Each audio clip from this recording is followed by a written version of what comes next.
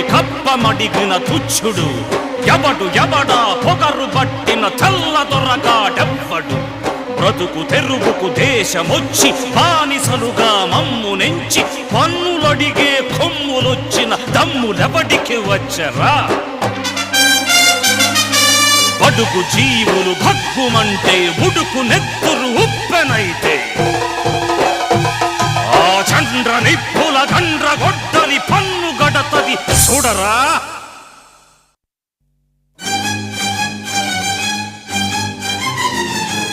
అన్నా మన్నెందొర అల్లూరిని చుట్టుముట్టి మంది మార్బలమెట్టి మరఫి రంగులెక్కు పెట్టి 100 గుళ్ళు ఒక్కసారి పేల్చితే